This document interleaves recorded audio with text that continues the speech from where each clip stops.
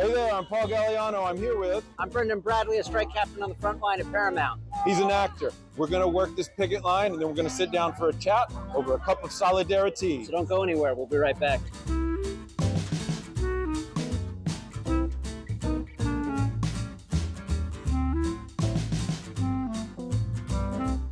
You have a really interesting perspective on AI that I haven't heard a lot of people talk about, Sure. because a lot of people just want to vilify AI. Right.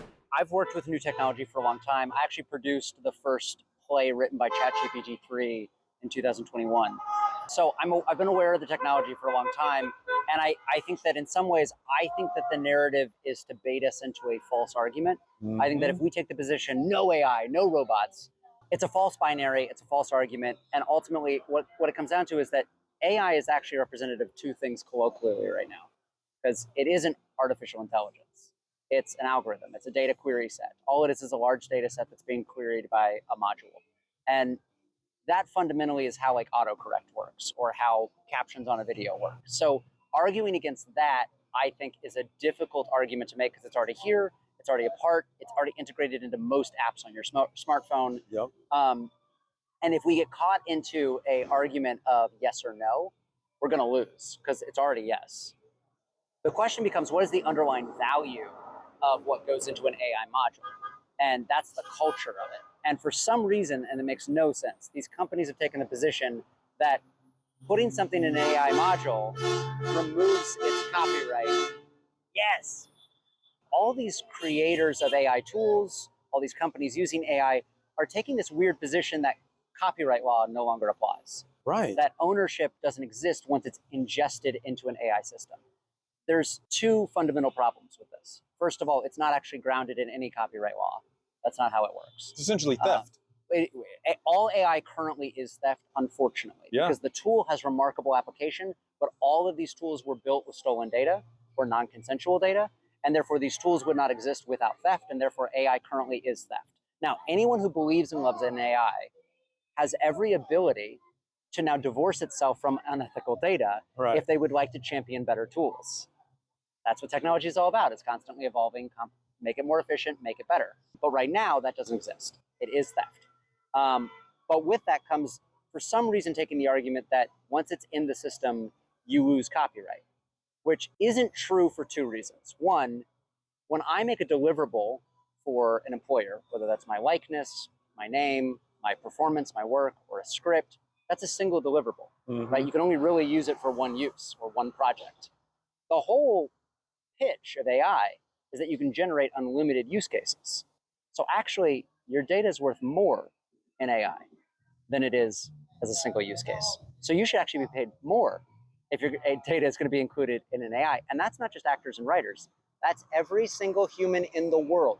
Your data is being used to build trillion-dollar tools, and you deserve a piece of that. And there's multiple movements, one called digital dignity and data dignity from Jared Lanier, who invented the idea of virtual reality.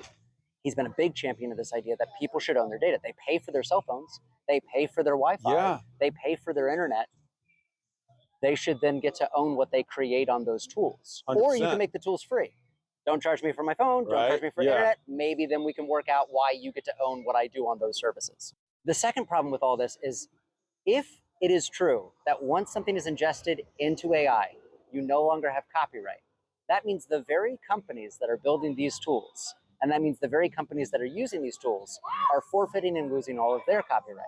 And I don't hear Disney making the argument that once their work is ingested into AI, they lose their copyright.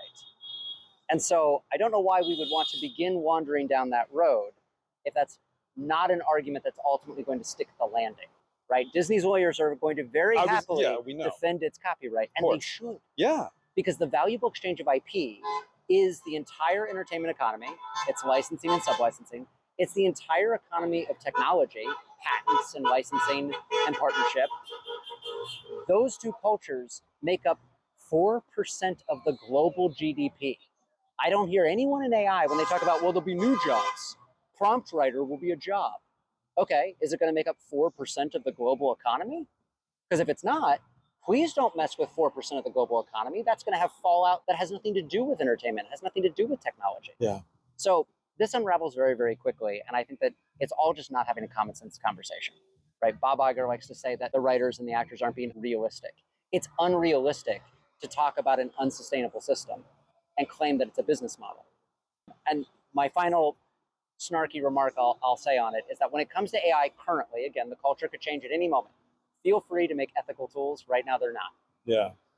I want to know from anyone who's a proponent of AI, if I rob a bank, I commit a crime. How many banks do I have to rob before it becomes an innovative new business model that scales rather than a crime?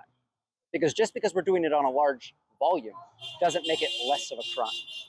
Amen to that. That was the microphone drop. Boom. Thank you so much, Brendan. Everybody, I'm going to put some links in the description where you can keep up with Brendan and see everything he's got going on. Be sure to check him out. Great guy, doing a lot of good work out here. Thank you. Come join us out here. We have Arnold Palmer.